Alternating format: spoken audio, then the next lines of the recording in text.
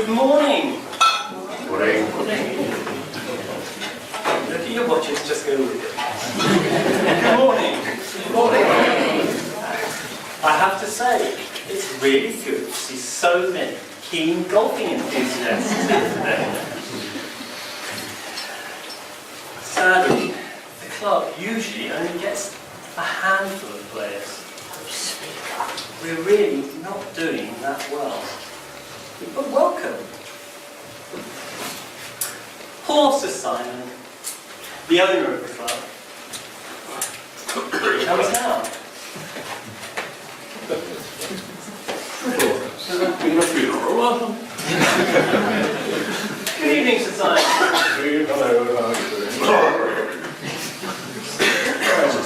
I'm afraid time has not been as kind as it might be.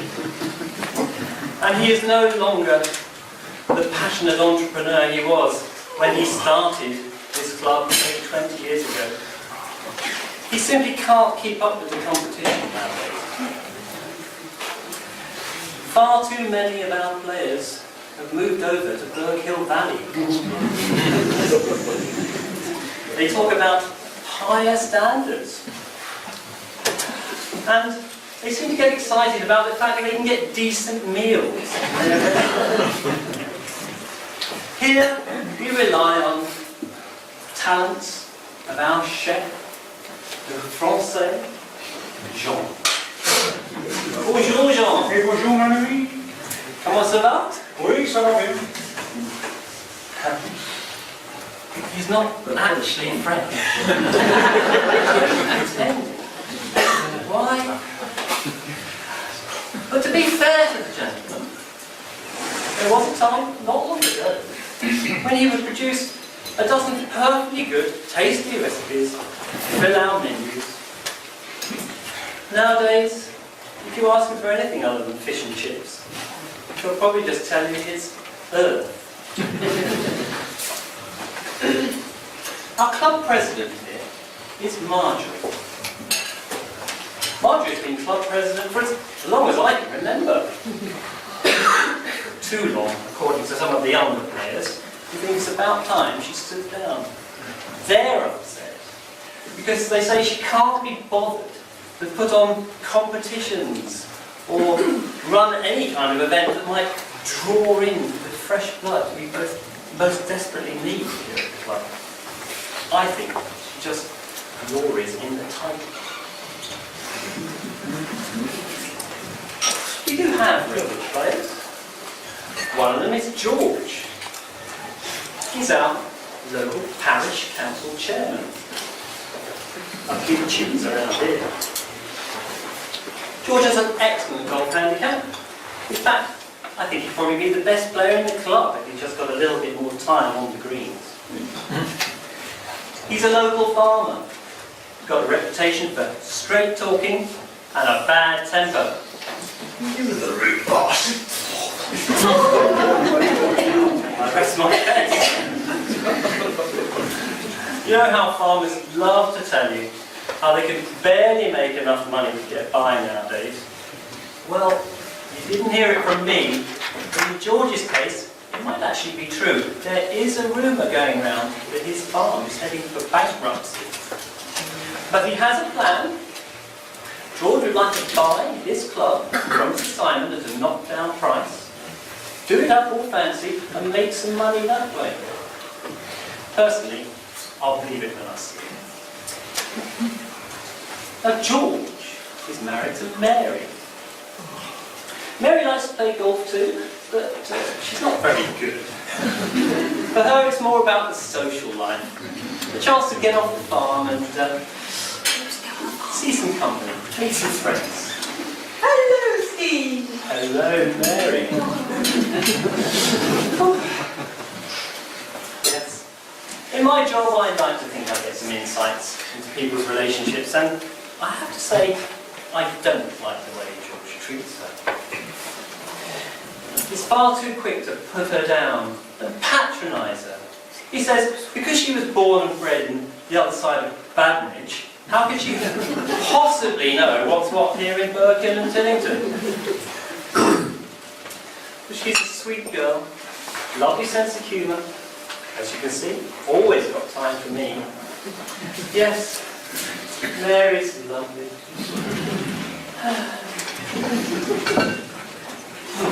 Sorry, where was I? Mary likes a partner, Carol.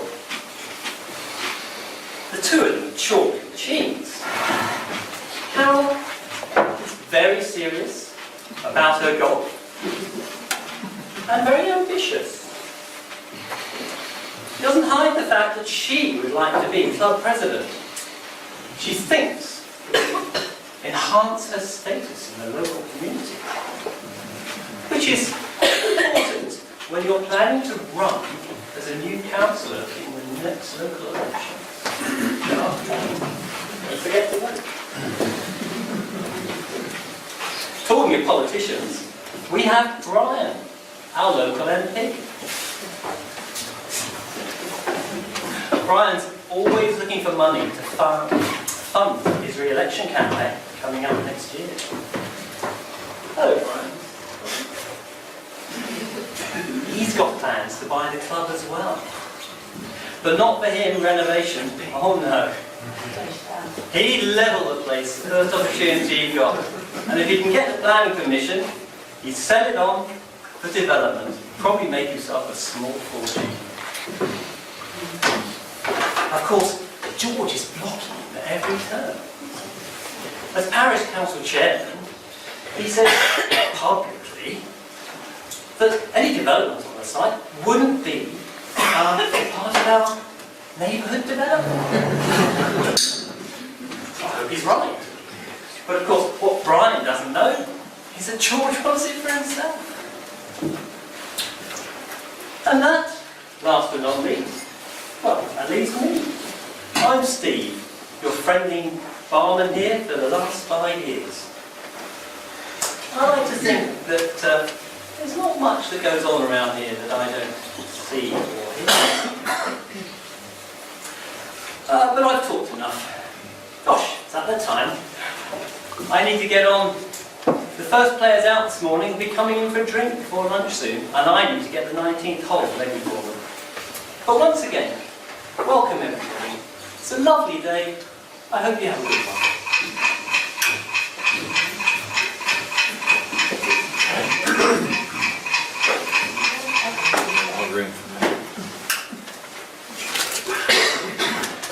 Did you enjoy your breakfast this morning, Sir Simon?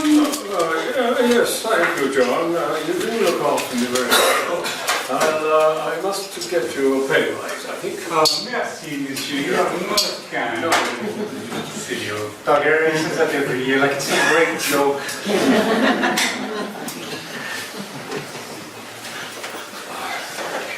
Morning, Simon. Please, I caught you. Spare a moment for a quick word? Hello, John. Can you get me my paper, do you think? And get me a whiskey. I'll make it a double. You silly fool. I'm George. Sean buggered off as usual.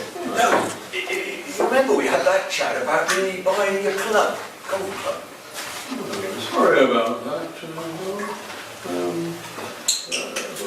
I understand you want to buy a golf club. Well, we've got some very nice ones in the programme. Ask Steve over there behind the bar. He'll show you one. Or two. Yeah. Newspaper, monsieur? Thank you, John. Yes. No, Simon, not a golf club. What I want to do is buy your golf club. The greens, the fairways, the buildings, the whole caboodle. Anyway, since we had that chat, I've got my lawyer draw up just a couple of papers, and so if you could just read through these and sign them, I'll be most grateful. Steve, this fellow here says he wants to buy my golf club. Do you know anything about it? Well, you have been talking about selling for the last couple of years to Simon, but you've never acted on it before.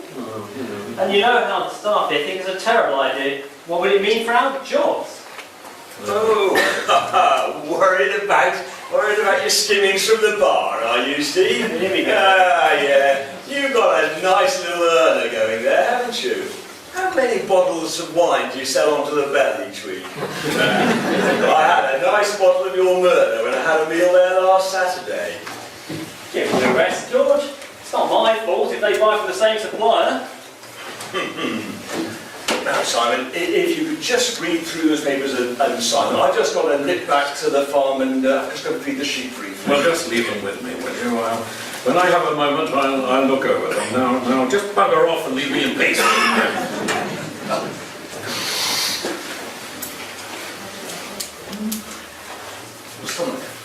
Oh yeah, thanks very much.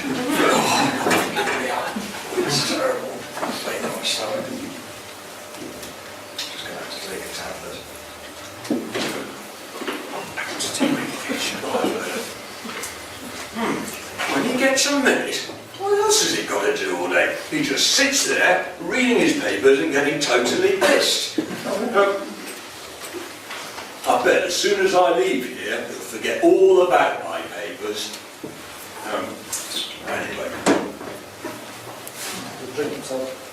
Drink himself to death. Oh yeah, thanks. He'll turn and drink himself to death soon enough. Perhaps it'd be better if I finish him off. A little bit everywhere.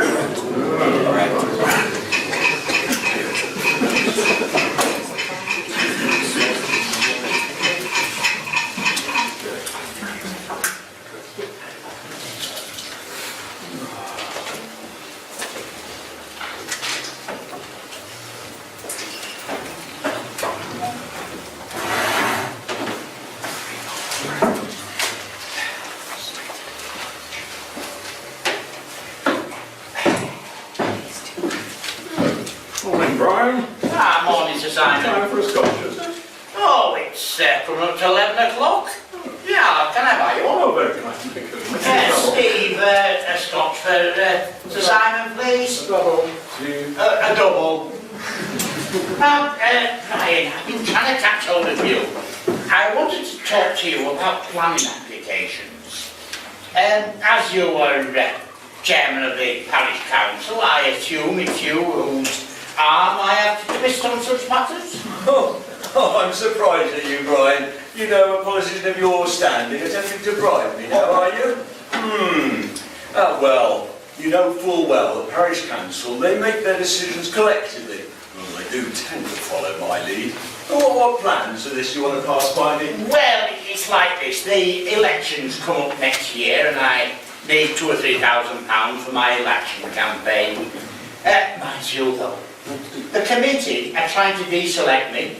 They say I spend too much time messing around down in London. Well, that's true enough. Yeah, instead of here in the county.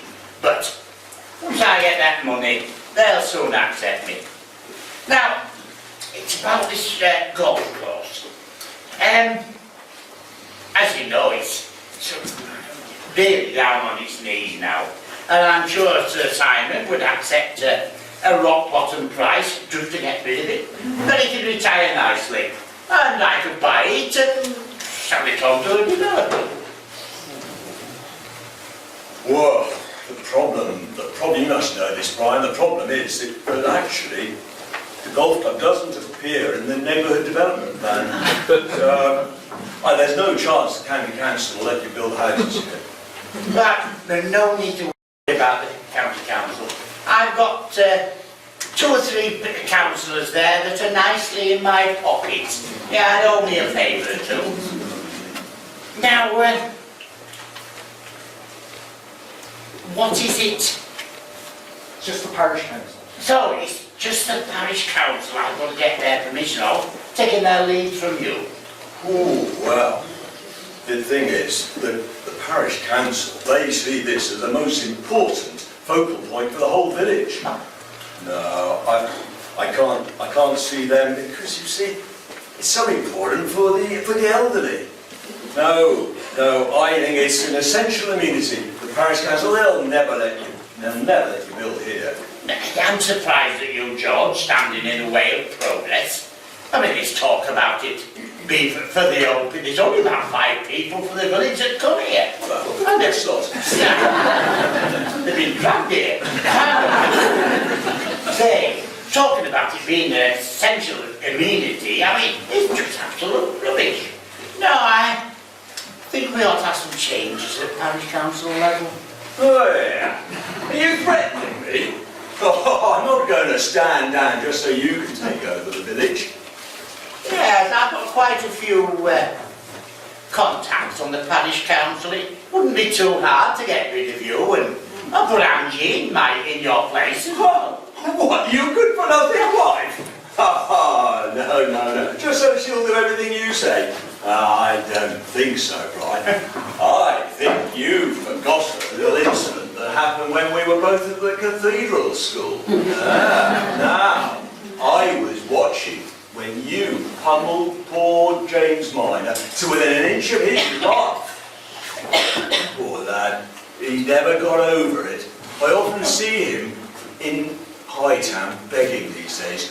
Not that Brian would ever have noticed, he just swans through in his big Mercedes on the way to London. But if I were to get James Minor to go public, perhaps add in a little sexual innuendo, well, in today's climate, your political ambitions would be finished, whatever the truth. So it's blackmail, is it? Well, I'll tell you this. I'm going to get this club, whether you like it or not, one way or another.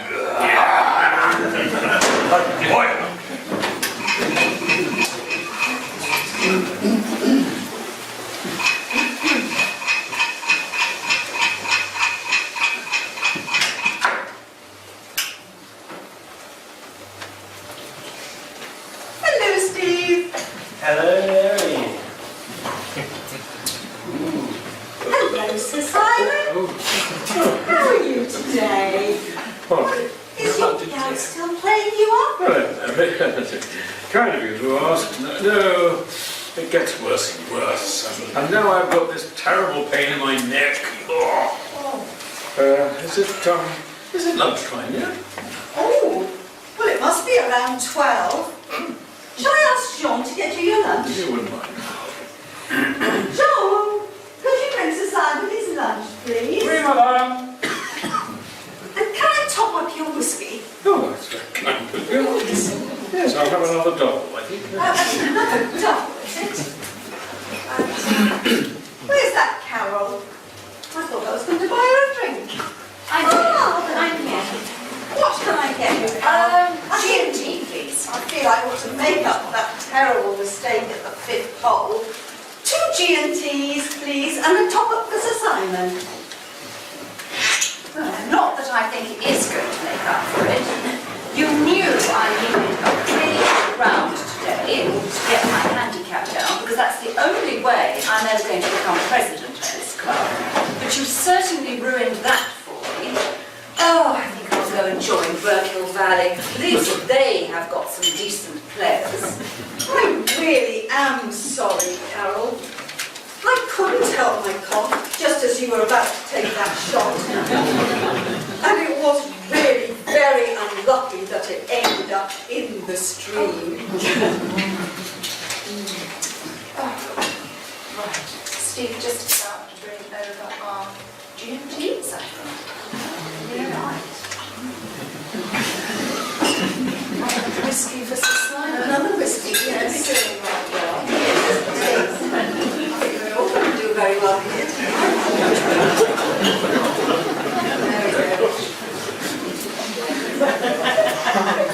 Thank you, Steve. Thank you. Enjoy. Thank you. Cheers. Sir Simon. Well, thank you, That's better. My usual, please, John. God, I'm in a terrible rush today. I've got a load of sheep arriving in a minute, and I've got to let the muck spring done this afternoon. Bottle of bunny, please.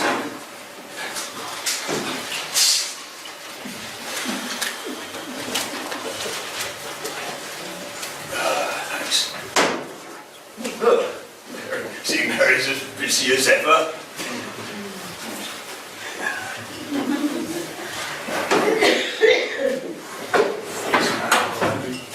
dear. Jamais, voilà, monsieur! He kills you? Of course, Simon never sells his club if he does not want to, and as for you, monsieur, you will buy this club of my dead body. Ah, go and get lost, you phony French fake. Look down. Seems as if Simon has read the papers. And what's more, he's been talking about it. Surprising, that.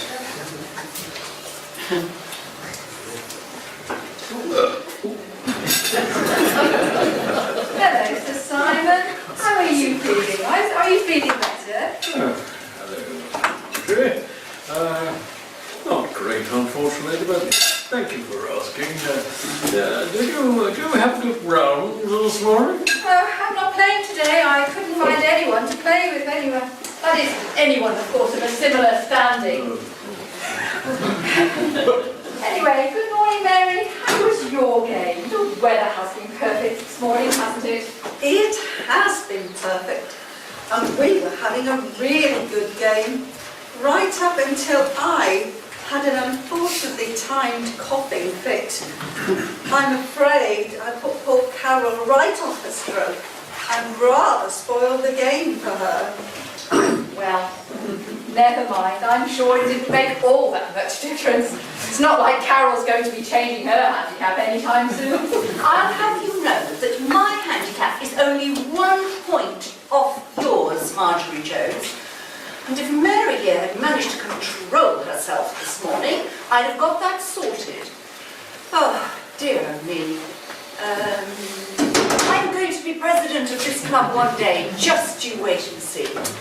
Anyway, whoops, no, that's not right.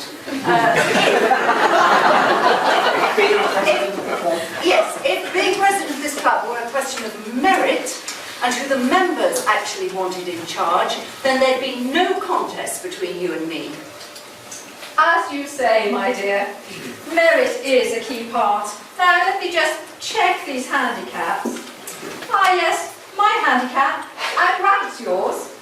So thankfully, no one will be subject to your awful ideas to supposedly modernise this institution. I mean, who wants cheese and wine parties or fancy dress afternoon?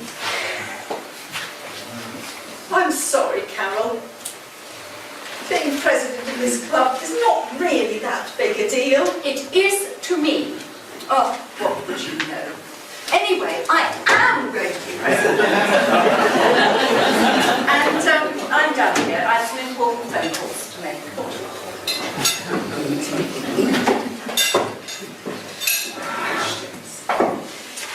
Brian? Yes, it's Carol. I just wondered whether you might be free to meet up in 15 minutes, say? Yes, at my place, as usual. Lovely. I'll see you there at 12:30. Bye-bye.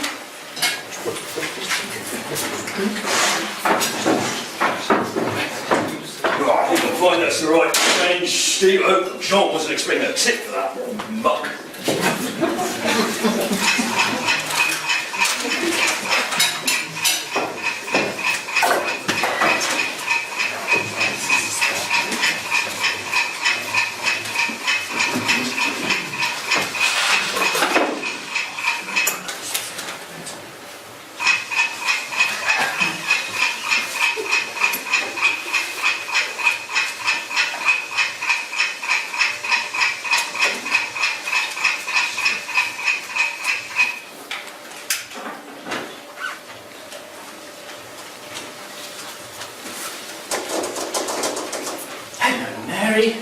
Sorry about that. I was just changing a barrel. Now, what can I get you apart from a new life-giving meal?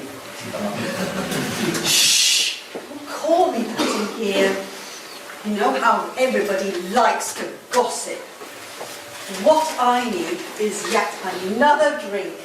After the morning I've had running around after that Carol, I think I deserve one.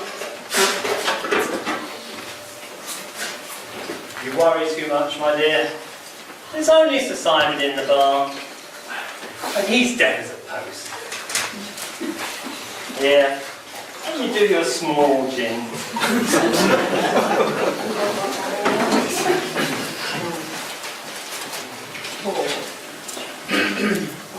Lovely. Ice now? Thank you.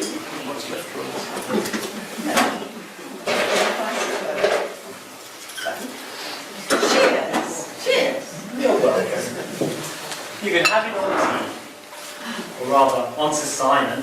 He never bothers to check the accounts nowadays. So tell me, what's that Carol been doing this morning? What's that you? Oh, Carol was just being Carol. She made a mistake at the 5th hole and she blamed it on me. She's got it into her head that if she just improves her handicap, she'll get the presidency automatically. Not much chance of that, I don't think. Marjorie will never step down. They'll have to carry her out of here in a box. And as for Carol, I don't know why she doesn't act on her threat to go and join Burghill Valley Club. That way, perhaps everyone will be happier. Not everyone. I won't be happy. I really don't know how much longer I can stand being married to George. He never notices me, and he hardly ever speaks to me. No. I know he's so worried about the farm going bankrupt. So much so, with all this stress, he's got a stomach ulcer. But that's not my fault. No. I don't want much. I know he lets me come here once a week. But I would like a bit more of a social life. And some money to spend. Oh, he's reduced my allowance yet again. I keep suggesting I could go and get a job at Tesco. But George says if I've got any spare money or time, I've got to help him on the farm. Oh. Poor Mary. George is a beast and an idiot. He doesn't know how lucky he is to have you. On the other hand, if he did buy this place, well, then he couldn't have a reason to keep you chained to the farm anymore. And you could ask to run the catering side of things here. Then we could see each other every day. I'm afraid that's not going to happen. George has said that if he buys this club, he's going to sack everybody. A clean sweep and start again. And I don't know that I can wait that long. No. My only hope is that with all this stress and worry, George has a heart attack. And then I'd be rid of him forever.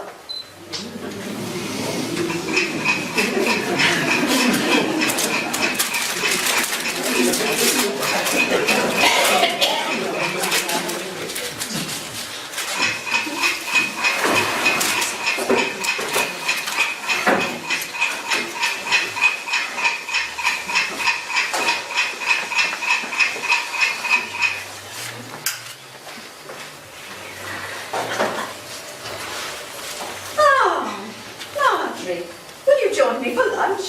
Well, thank you. That would be lovely to have someone to talk to.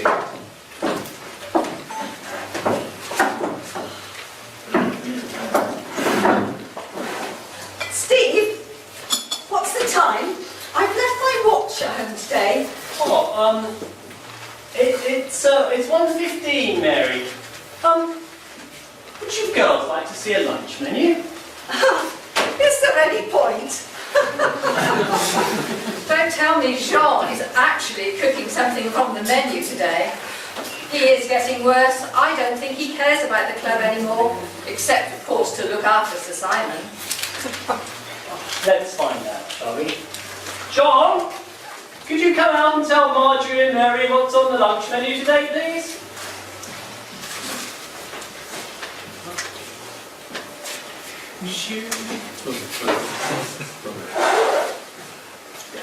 Hey, madame. Ah, John, is the menu today? Oh, je regrette, madame, I could not get any more credit from Herefordshire News. All right, I'll have the fish and chips then. Très bien, madame. What about the pasta dish, Jean? Oh, je regrette encore, madame, the pasta is, I say, off. Is it better be 2 fish and chips then, please? Très bien, madame, tout de suite. I must just dash to the loo. I'll be back in a sec. Steve, I'll have a G&T, please, and you better get another whiskey for Sir Simon.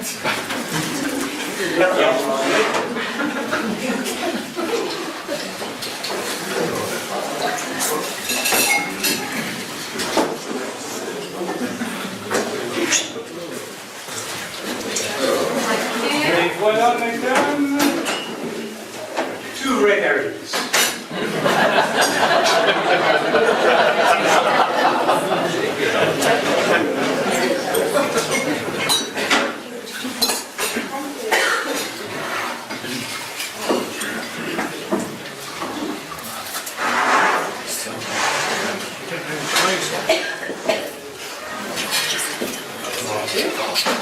Thank you. Simon.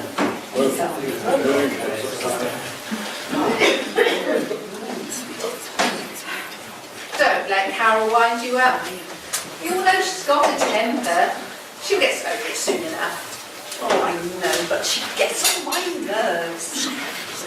I think her affair is reaching its natural conclusion. She's been in a worse mood than of late. What? Carol? Having an affair? I had no idea. I thought she was happily married. Carol has always been ambitious. I think she's very disappointed that her husband hasn't had any political ambition, shall we say? My God. I don't believe it. Do you mean to say she's having it off with our useless MP? You didn't hear it from me. She must be daft. If this becomes public knowledge, it'll ruin them both. What with Brian, who's due to have a re-election next year. I don't know. But he must be mad. And in a place like this, where everyone likes to think they're so moral. Oh, yes, yeah. Oh, Steve, is it 2 o'clock yet? I've got to be back for 2. I can't be late. Better hurry then, Mary. It's 5 to 2 now. Oh, George wants me back. Oh, I'm so sorry. I shall have to go. Bye. Don't worry about your tab, your food. I'll put it on your tab. Or rather, Simon's.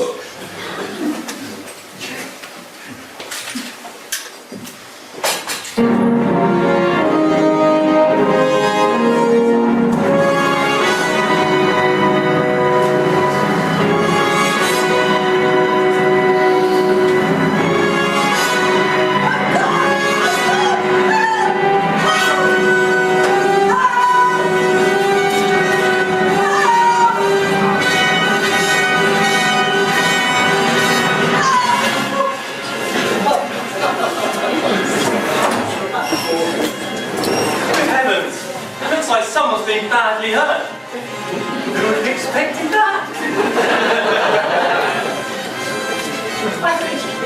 It's George! Lying in a pool of blood with a golf cart by his side and some kind of foam round his mouth, all frothy and... I suppose I'd better check his pulse. Gosh, it's ever so cold. And his watch is broken at 1:40 p.m. I wonder if that's significant. Let's see if I can find a pulse. I'm no doctor, but I think his arm might be broken as well. No, nothing. Yes. This is the crime scene. What to do? I'll take some pictures. They might be important as evidence.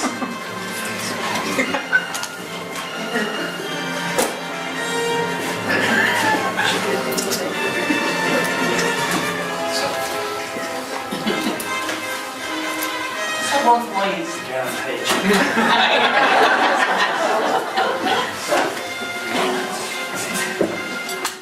It's bad news, I'm afraid. He's definitely dead. Gone to that golf course in the sky where it never rains. I guess somebody better phone the police.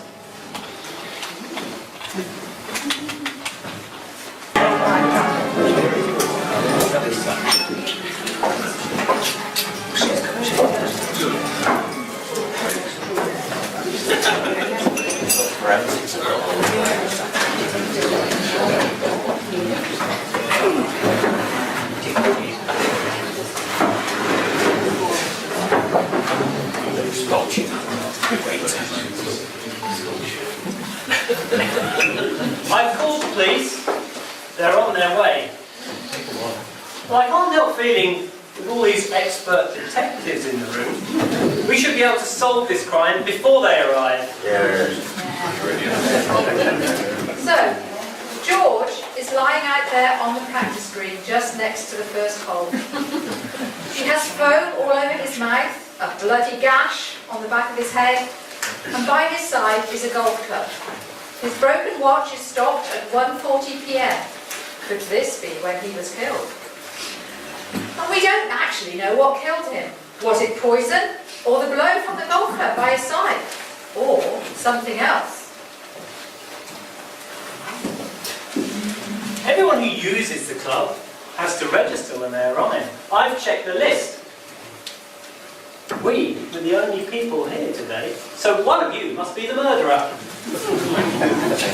Don't you mean one of us? I don't see why you should get off the hook. Yes, okay, one of us. But forget that. What about this foam around his mouth? If it was poison, well, he could well have eaten that with his lunch. And that was provided by John. We saw him, didn't we, Harry? He took his lunch over to George, and he said he hoped it would kill him. Sure. He was going to sack us all on the spot when he bought the club, Miss Brown. But I certainly won't kill him. That was me just being dramatic.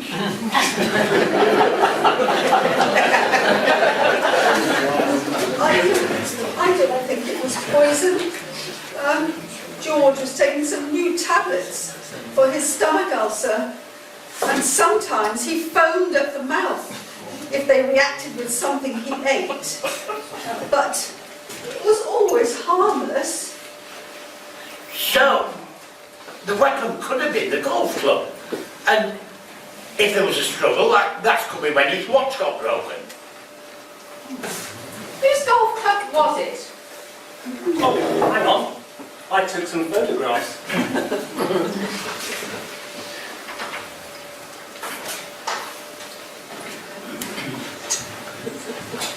There. Do you recognise that golf club? Why, yes. That's Carol's. What? Well, yes, it's the same make as my golf club, but lots of people have them. And anyway, anyone could have taken one from the bag. I left it in the hall after the game.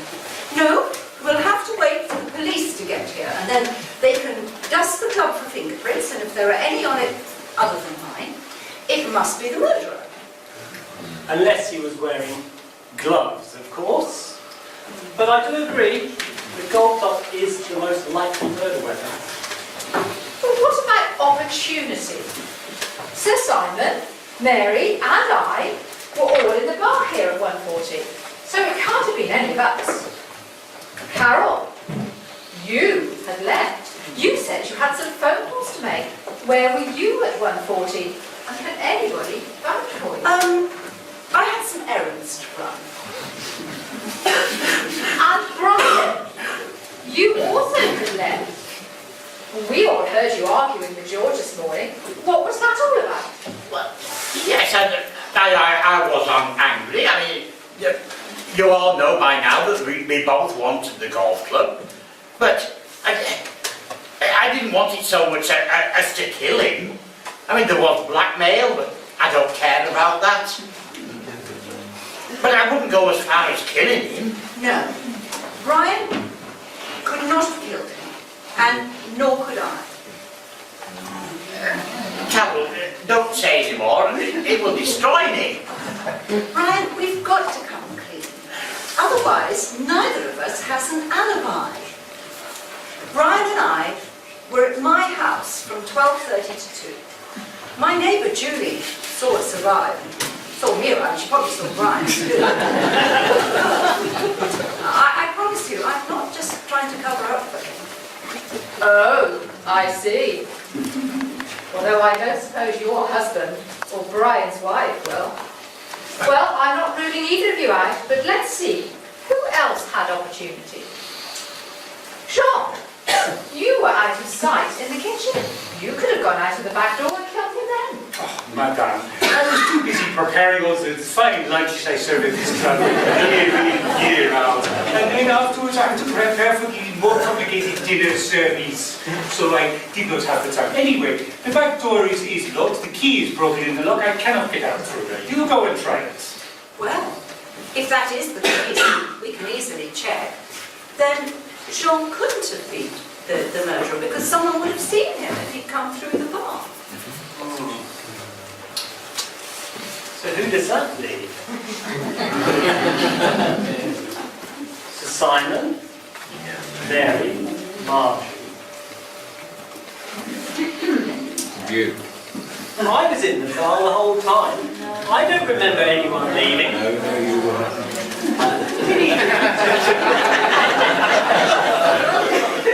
I did leave. I went to the toilet as on the stage. And what time was that? I think it was about 1:30. I can't remember exactly, but I was only away a couple of minutes. Actually, it was 1:35. I remember looking at my watch when you left, and I didn't leave the room at all. So, Sir Simon can probably vouch for me. Anyway, I don't have any motive to want to kill George. At least he would do something to get this club back on its feet. What about you, Sir Simon? What about me? Well, I heard you arguing with George earlier. well. What was all that about? Well, nothing really. It was just something we were talking about, really. He said he wanted to buy my club, and there was the cover off out of it. Ah, bravo, monsieur. I should think so too. Even if Monsieur Simon had a motive, you do not have enough parole to realize that he couldn't possibly, after his money, Mr. Brandish should go traveling again.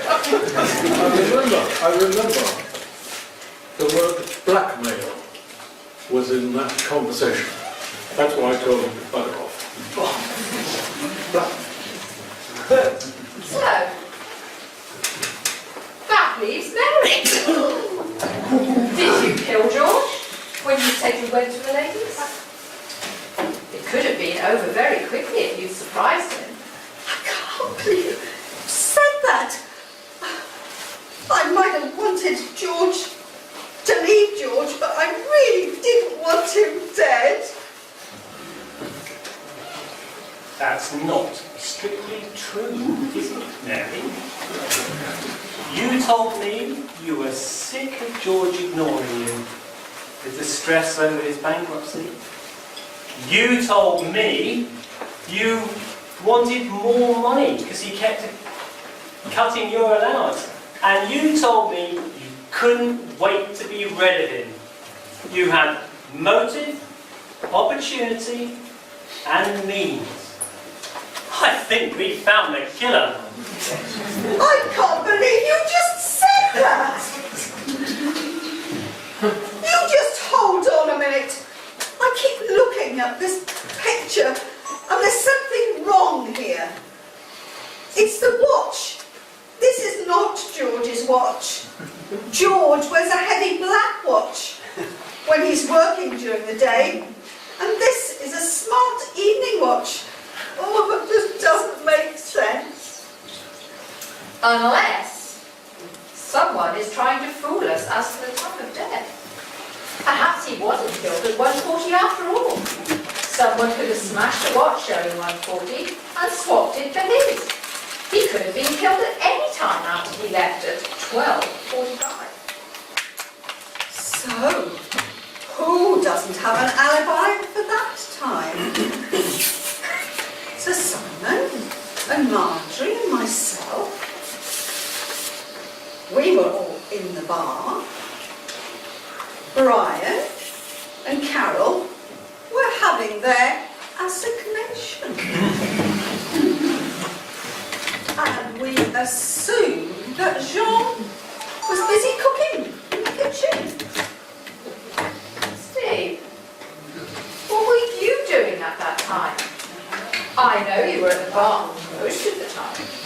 But didn't you leave at some point to replenish your stocks? I did spend a couple of minutes in the cellar, it's true. But I had no reason to kill George. You had the same reason as Jean had. If George had bought this club, you'd have been out on your ear, and you'd have lost that nice little job behind the bar with all your fiddling of the books. And then, with George out of the way, you could have married Mary, and then you'd have been in line for the farm. Oh yes, we all knew about you two. Oh, no chance of that now. What's the time? Are you asking me what the time? I am asking you. Why do you want to know? You always want to know the time. Because this watch on George's wrist is a smart evening watch. And you have a smart evening watch. If that's not yours, then you'd still be wearing it. So you're accusing me now, are you? Now, come on, stop stalling. Let's have a look at your ribs. Oh. Is that George's watch? No. No. Hang on. Did anybody actually check the back door of the kitchen? No. Oh, and where's Jean? Where is Jean? Where's John? Oh, goodness, Johnny. I think the police have arrived, hopefully, just in time.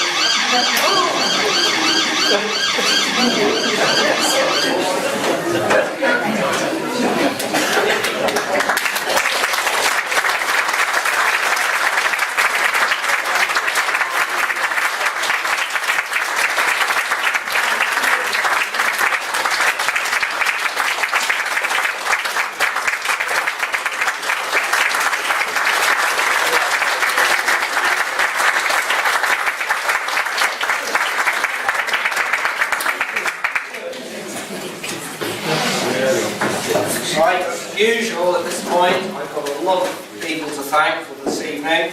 First of all, of course, our wonderful cast who actually managed to learn their lines for a change. So I think they deserve another.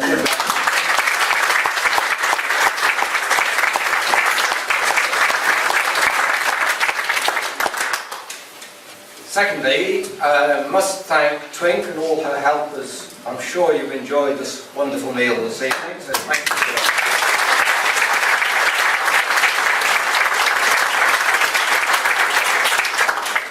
that. And thirdly, of course, thank all of you for coming this evening and helping to raise lots of money for the Good Neighbour Scheme. So thank you all very much.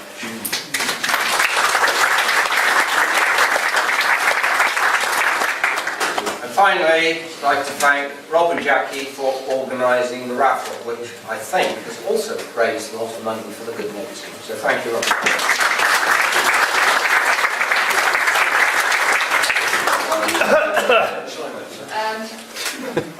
I know that we all would very much like to show our appreciation for Joe, our writer, director and producer, who's worked very hard with us.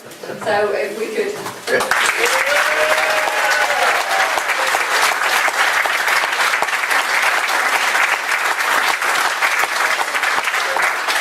And the last thing we have to do, I'm going to ask the victim to announce the result of the... Well, I'm going to, there's sort of three people that I'd like to congratulate. So I'm going to start off with the person, the team rather, teed off, who didn't get the right murderer, but I was impressed with one of their points. In real life, Mike is a shifty character.